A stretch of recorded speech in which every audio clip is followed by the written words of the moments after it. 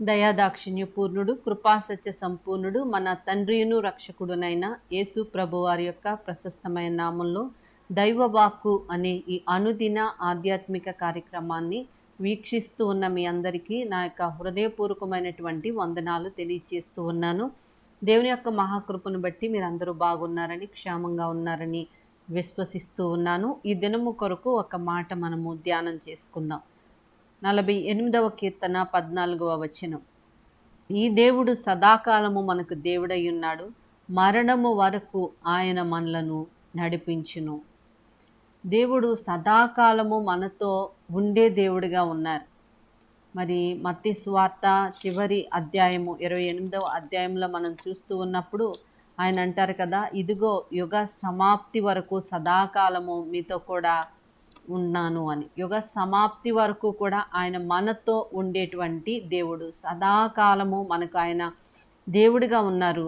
ఇంకా ఇక్కడ వ్రాయబడింది, మరణము వరకు ఆయన మనలను నడిపించును. ప్రతిరోజు ఆయన మనల్ని నడిపిస్తాడండి. ఈ లోక యాత్ర మనం ముగించుకునే రోజు వరకు కూడా ఆయన మనల్ని నడిపించేటువంటి దేవుడిగా ఉన్నారు. వాక్యంలో మనం చూస్తున్నప్పుడు తల్లి ఆదరించినట్లుగా మిమ్మల్ని ఆదరిస్తాను అని ఆయన వాగ్దానం చేస్తూ ఉన్నాడు.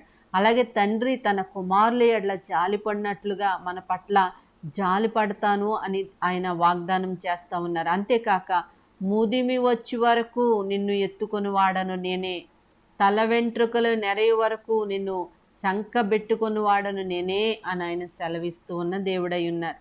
మనకు ముదుము వచ్చి వరకు, తల వెంట్రుకలు నెరయ వరకు కూడా ఆయన మనల్ని ఎత్తుకునే దేవుడై ఉన్నాడు, నడిపించేటువంటి దేవుడై ఉన్నాడు. మన పితరులను అరణ్య మార్గంలో ఎన్నో శోధనలు వచ్చినప్పటికీ కూడా ఆయన ఎలాగూ నడిపించారో అలాగే మనలను కూడా ఆయన నడిపించేటువంటి దేవుడిగా ఉన్నారు.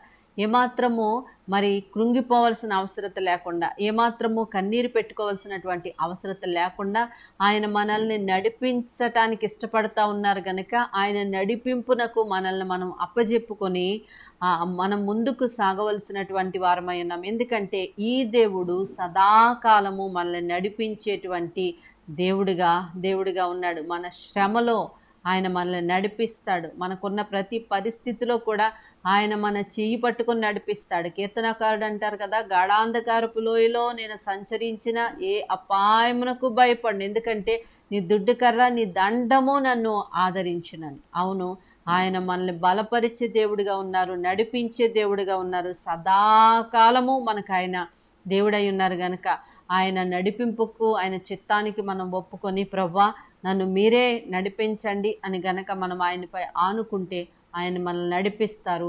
దేవుడి మాటలు దీవించును గాక. ఆమేన్. ప్రార్థన చేసుకుందాం. ప్రియ పరలోకపు తండ్రి, నీకు స్తోత్రాలయ్యా.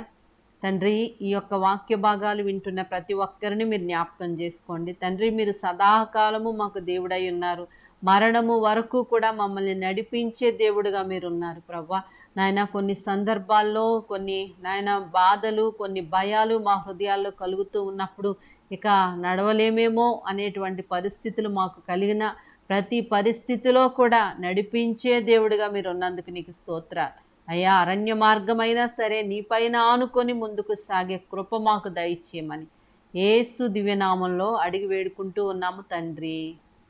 ఆమేన్.